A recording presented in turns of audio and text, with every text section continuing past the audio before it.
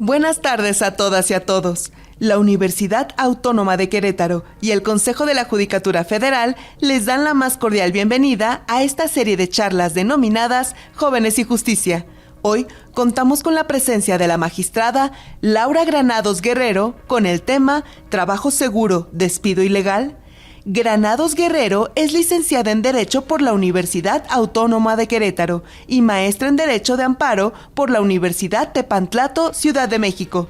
Ha impartido cursos sobre la técnica para la elaboración de sentencias de amparo indirecto y el curso básico de formación y preparación de secretarios del Poder Judicial de la Federación, entre otros. En el Poder Judicial de la Federación ha desempeñado el cargo de actuaria judicial y secretaria de juzgado y de tribunal. Fue designada jueza de distrito en noviembre de 2009. Fue titular del Juzgado 10º de Distrito en el Estado de México. Desde 2017 ocupa el cargo de magistrada de circuito y actualmente se desempeña como magistrada presidenta del Tribunal Colegiado en Materias Administrativa y de Trabajo en Querétaro. En su tiempo libre, practica deportes de contacto como taekwondo, le gusta jugar dominó, cartas y Nintendo Switch, pero lo que más disfruta es pasar tiempo con su familia. Le damos la bienvenida a la magistrada Laura Granados Guerrero.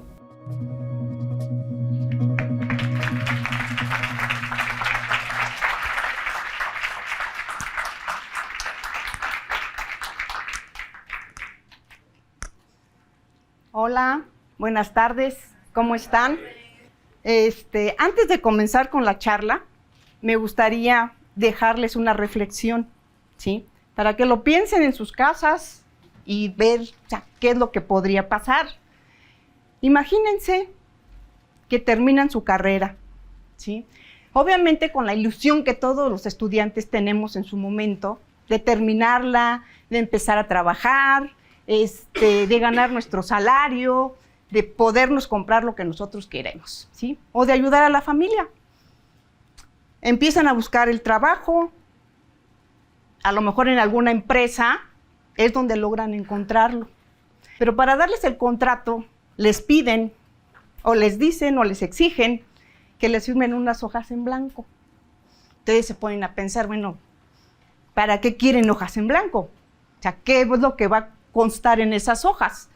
La empresa pues les va a decir, ¿saben qué? Por cualquier trámite que podamos realizar posteriormente ante Hacienda para darlos de alta, qué sé yo, o para pagarles la nómina, tenemos que hacer X trámite, donde necesitamos llenar algún documento. Ustedes se quedan con esa idea y deciden firmarlo, ¿sí? Sin embargo, pasa un tiempo y resulta que de buenas a primeras les dicen, ¿sabes qué? Ya no necesitamos tus servicios. Estás despedido. Bueno, pues ¿qué hacen? ¿Sí? Ustedes acuden a demandar ese despido injustificado ante la autoridad correspondiente. Y en ese momento ustedes piden la entrevista con el juez, o en alguna parte de ese procedimiento piden entrevistarse con el juez para platicarle su caso y decirles qué es lo que había pasado, ¿sí? Pero se dan cuenta de que el juez, y porque ya sabían por antecedentes también, de que el juez no estaba preparado jurídicamente para resolver ese caso, ¿sí? Sin embargo, ustedes exponen su asunto, se retiran, pero se quedan con esa impresión, ¿sí? De cómo se va a resolver su caso. No lo saben. Dicen, híjole, sí me preocupa esto. Entonces, ahí se los dejo como reflexión sobre qué es lo que se podría hacer al respecto, ¿sí? Bueno, una vez que les dejo esa reflexión, me presento. Soy Laura Granados Guerrero, soy egresada de esta hermosa universidad, por lo tanto, pues me complace mucho en estar ahorita con ustedes, ¿sí? Me complace mucho el haber regresado a esta universidad a sostener esta charla con ustedes, ¿sí? Ahora, el tema sobre el cual les voy a comentar, pues tiene relación con el despido injustificado. Pero antes de ello, quisiera que también se hicieran una pregunta en relación a cuál es la función del juez, ¿sí? ¿Qué es lo que hace el juez en realidad? O sea, el juez llega a su oficina, se sienta y espera que den las 3 de la tarde para retirarse, firma el acuerdo, a lo mejor sin revisar, y se va. No. Y se los digo por experiencia propia, ¿sí?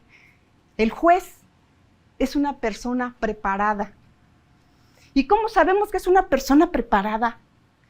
Pues simplemente porque para llegar a ser juez federal, nos sometemos a una serie de exámenes, ¿sí? A una serie de exámenes que constan de 3 etapas. Anteriormente, cuando yo lo hice, constaba de 4, porque incluso nos sometían a un examen psicométrico de 100. Era un examen psicológico. Y en ese examen psicológico había la conclusión, después de infinidad de preguntas que te hacían, y la conclusión era si eras apto o no para desempeñar el cargo. Entonces, imagínense, cada que hacíamos ese examen, o sea, ¿qué va a resultar? ¿Soy apta o no para desempeñar el cargo? Afortunadamente, para mí, me salía positivo, ¿sí? O sea, sí soy apta, y gracias a Dios. Pero, aparte de ese examen, es una serie de examen de conocimientos, ¿sí? Un examen de conocimientos, el primero, el segundo, en relación a que sepamos cómo hacer una sentencia, ¿sí? La argumentación que debemos tener en la misma, ¿sí? Para no emitir una sentencia falta de fundamentación y de motivación, que sea una sentencia que sea entendible para todos, que se utilicen términos obviamente sencillos, pero explicando el tema. Esa es la otra etapa. La tercera es un examen oral. Igual, ahí está el jurado, que se compone de 3 personas. Una es un juez de distrito, el otro es un magistrado y el otro es un consejero, ¿sí? Y obviamente que para poder elegir a quién va a desempeñar el cargo, pues nos someten a una serie de exámenes, de preguntas, de respuestas, y a ver si le pareció o no le pareció a uno de los del jurado, y te rebaten, y ¿para qué les cuento? ¿Sí? A mí en lo particular, no fue a la primera que yo quedé de juez o de jueza. Fueron varios intentos, siempre me quedaba en el oral, ¿sí?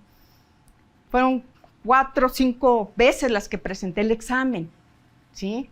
Dije, no, o sea, ¿por qué intenté varias veces? Pues porque yo sabía que esto era lo mío, ¿sí? Lo que me apasiona, el poder apoyar, pues, al justiciable, poder emitir una sentencia que le satisfaga, el poder decir, aquí estoy para proteger tus derechos.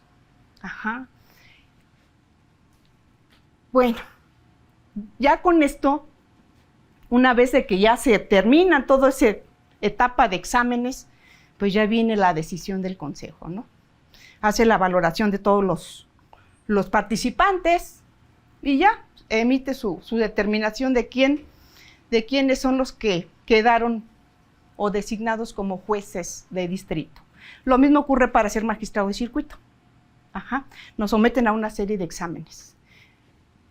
¿Para qué motivo? Insisto, para tener gente preparada, ¿sí? Preparada, gente que sepa escuchar al justiciable.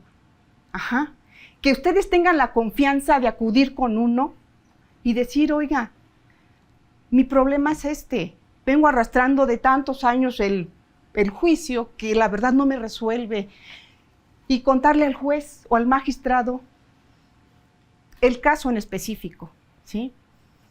Créanme que los escucharemos con atención, ¿sí? En su momento, cuando se tome la decisión o se emita la resolución, pues en ese momento vamos a incluso a tener presentes sus comentarios, ¿sí? A ver, ahí me dijeron esto, esto y esto, pero a ver, o sea, es analizando el expediente, analizando todo lo que hay en ese expediente para poder emitir una determinación, en base a criterios jurisprudenciales, en base a lo que la ley establece, en base incluso a los instrumentos internacionales, Eso es lo que hace el juez. Entonces, el juez, ¿cuál es la función del juez? En principio, es el garante de administrar una justicia, ¿sí?, equitativa entre las partes. Es la persona que se encarga de interpretar la ley, ¿sí?, con argumentos obviamente jurídicos, con una argumentación que se entienda y que ponga de manifiesto el por qué estoy interpretando esta norma de esta forma, ¿sí? Llevar el juicio de una manera equitativa, ¿sí? Que las partes tengan las mismas oportunidades. ¿De qué? De defenderse, tanto el demandado como el actor, ¿sí? Esas son la oportunidad para llevar ese juicio por ambas partes. Y por último sería el dictado de una resolución. Para el dictado de una resolución, lo importante es que lo haga de manera imparcial, ¿sí?, sin intervención de nadie. Trátese de quien se trate de alguna de las partes, ¿sí? Por mucho poder que pudiera tener alguna de las partes, créanme que eso al juzgador no le interesa, ¿sí? Lo que le interesa es impartir una justicia equitativa, conforme a lo que hay en el expediente, conforme a lo que dice la ley y conforme a lo que la Suprema Corte de Justicia de la Nación ha sostenido en relación a determinados temas, si es que son aplicables al caso, ¿sí? Entonces, es la emisión de una resolución de manera imparcial. Obviamente que para quienes obtienen una sentencia favorable a sus intereses, pero favorable a sus intereses, obviamente, una sentencia conforme a derecho, ¿sí?, pues para ellos el juzgador va a ser el mejor, ¿sí? Decir, ¡ay, qué buen juzgador! Todo lo sabe. Pero para quien no, pues va a ser el peor de los juzgadores. Ahora, como representante de la Administración de Justicia, a mí me encanta esta figura. Es la diosa de la justicia, ¿sí? La diosa de la justicia representa de alguna forma cómo debe actuar el juzgador. La balanza que nos va a representar el equilibrio entre las partes, ¿sí? Debe haber un equilibrio entre todos. ¿Para qué? No se va a inclinar para darle preferencia a uno de ellos. Es el equilibrio entre ellos, entre las partes. La espada que nos significa el cumplimiento en sus determinaciones, ¿sí? Es decir, el juez tiene la facultad de hacer cumplir sus determinaciones, pues a través de los medios con que uno cuenta, los medios de apremio, ¿sí? Incluso les digo, aun y cuando se trate de alguna autoridad que pudiera tener mucho peso, o cumples, ¿sí? Porque si no, incluso se puede llegar incluso hasta la destitución de la autoridad, ¿sí? No por parte del colegiado, pero sí por parte de la Suprema Corte de Justicia de la Nación. La venda en los ojos que nos representa la emisión de esas resoluciones de manera objetiva e imparcial. No nos vamos a fijar, insisto, quién está detrás del asunto, ¿sí? Es conforme a lo que hay en el expediente, conforme a la interpretación de la ley, conforme a la aplicación de la jurisprudencia, ¿sí? Por eso está esa venta en los ojos. Les vengo a platicar un caso en concreto, sí, rápidamente. Una persona, chofer, igualmente le dan el trabajo, pero a cambio, para dárselo, le dicen, tienes que firmar estas hojas en blanco. Él, ante su necesidad del trabajo, porque lo necesita, porque tiene sus hijos, porque tiene su esposa, tiene que mantenerlos, ¿sí? Darles de comer, pues firma esas hojas.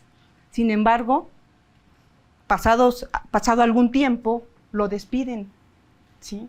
Lo despiden sin mayor razón. Él, pues ya se va y se asesora por alguna persona, y le dicen, pues vamos a demandar el despido injustificado. El patrón, cuando contesta la demanda, se excepciona diciendo, ¿saben qué? Niego el despido. Él fue el que renunció. Y te lo acredito, aquí está la renuncia. Santo Dios, ¿qué pasó aquí? Se lleva el juicio, el trabajador le ponen a la vista el escrito y dice, no, o sea, sí es mi firma, pero yo no lo realicé, ¿sí? No fue mi voluntad el haber renunciado. Se llega hasta la emisión de la resolución respectiva. ¿Y qué creen? Que se emite una resolución obviamente contraria a los intereses del actor. ¿Por qué razón? Pues porque está ahí la renuncia que él firmó. Y dice la autoridad, no hay despido. Tú fuiste el que renunciaste y aquí está tu renuncia. ¿Sí? No hay de otra. Como obtiene una resolución que no es favorable a sus intereses, porque están absolviendo al patrón del pago de esa indemnización que él venía reclamando, y con toda razón, promueve su amparo y vuelve a reiterar, oye, magistrados, yo no he renunciado, ¿sí? O sea, no era mi intención renunciar, a mí me hicieron firmar unas hojas en blanco, ajá. Aquí mi voluntad de alguna forma, bueno, son palabras obviamente del abogado, está viciada, ¿sí? Yo no renuncié. Y pues obviamente la persona pues, está con esa desesperación de que está ese escrito de renuncia y qué es lo que lo está perjudicando, ¿sí? Entonces, ya vamos a la resolución del colegiado, porque ahí obviamente ya no hay pruebas que ofrecer. Tenemos que resolver conforme a lo que hay en el expediente. Decimos, bueno, a ver, el señor está diciendo que era chofer, que lo obligaron a firmar hojas en blanco, y el patrón por su parte dice que hay una renuncia. Bueno, en relación a este tema, hay una jurisprudencia de la Suprema Corte de Justicia de la Nación que me encanta y que a grosso modo dice: el escrito de renuncia, estándares de valoración de prueba que los órganos jurisdiccionales deben considerar para atribuirle pleno valor probatorio. O sea, la Corte pues ya visualizó el tema de los patrones que pueden echar mano de cualquier argucia, ¿sí? ¿Para qué? Para correr a la gente, ¿sí? Para despedirla sin responsabilidad para él. Y una de esas argucias era el hecho de que los obligaba a firmar hojas en blanco y que después el patrón las llenaba, ¿sí? Y decía, pues aquí está tu renuncia, aquí está tu firma. Ajá. Entonces dice la Corte, a ver, juzgador, no te guíes únicamente por el hecho de que está la renuncia, ¿sí? Valora todo lo que hay en el expediente, valora cuál es la actitud de las partes, cuál es esa actitud procesal, valora qué fue lo que te dijo el actor o ahora quejoso, ¿sí? Valora el escrito de renuncia propiamente y determina si puedes establecer que hubo un vicio de la voluntad del trabajador o no. Qué padre, ¿no? Entonces empezamos a analizar, debemos, ¿qué fue lo que dijo el trabajador? Analizamos el escrito de renuncia, ¿sí? Y el escrito de renuncia está hecho a computadora, dice renuncia, con letras mayúsculas, y dice, fulanito de tal, por mi propio derecho, Patrón, yo prestaba mis servicios para ti como chofer, fíjate que estuve muy a gusto trabajando contigo, pero fíjate que ya me ofrecieron otro trabajo, ¿sí? Entonces, como me ofrecieron otro trabajo, pues me voy a ir para allá, ¿sí? Entonces, te doy las gracias por todo lo que me diste, por todo el trato, buen trato que me otorgaste, entonces, me voy, ¿sí? Y además, te digo, patrón, que no me debes nada, que todo me lo pagaste en tiempo, aguinaldo, vacaciones, o sea, salario, todo.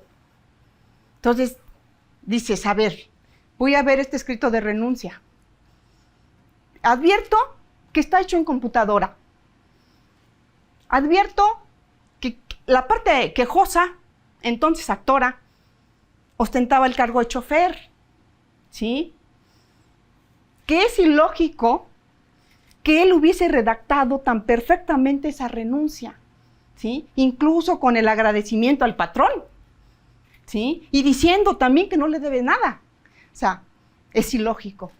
Ajá.